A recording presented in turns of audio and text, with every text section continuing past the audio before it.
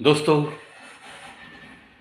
चलो थोड़ा सा बात कर लेते हैं नकारात्मकता और सकारात्मकता के बारे में। ये दो चीज़ें ही इंसान की ज़िंदगी को आकार देती है, ऐसे मैं तो मानता हूँ। देखो, जब जब दिल में कोई निगेटिव थॉट्स आते हैं तो वो आपके करीब क्या लाते हैं? क्या नकारात्मकता कभी खुशियाँ लेकर आ सकती है? बिल्कुल नहीं।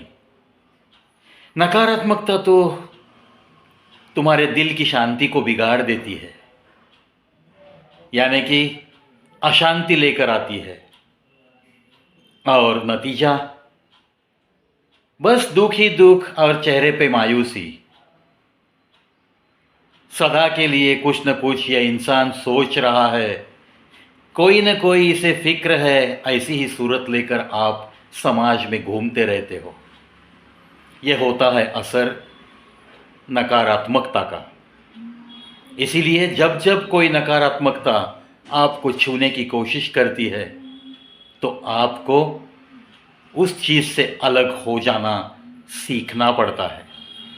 जितना आप सकारात्मक तरीके से सोचना सीखोगे, उतनी ही ज़्यादा आपके पास खुशियाँ आएगी और सुख आएगा, दिल में एक सुकून सा रहेगा। और जब दिल के कोने में शांति ही शांति रहती है तो इंसान एक अच्छी तरह से सोचने लगता है। सोच अच्छी मिलती है तो अपने आप उसकी ज़िंदगी का ग्राफ ऊंची लेवल पे चढ़ते रहता है।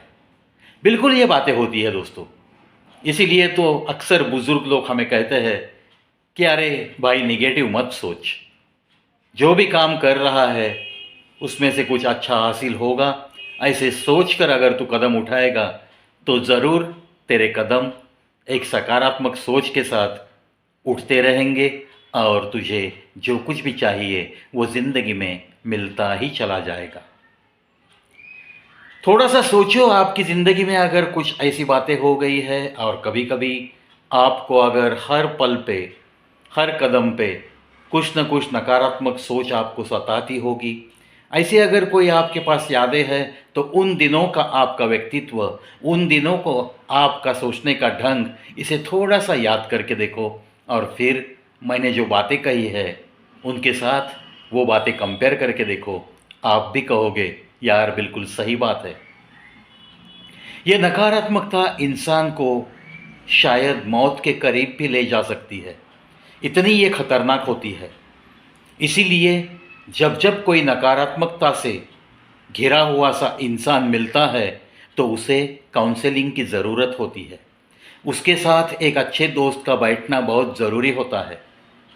उसको दिल खाली करने के लिए कोई जगह मिलना बहुत ज़रूरी होता है, और अगर ये नहीं मिलता है तो नतीजा सुसाइड तक भी जा सकता है। वो इंसान खुदकुशी भी कर सकता है।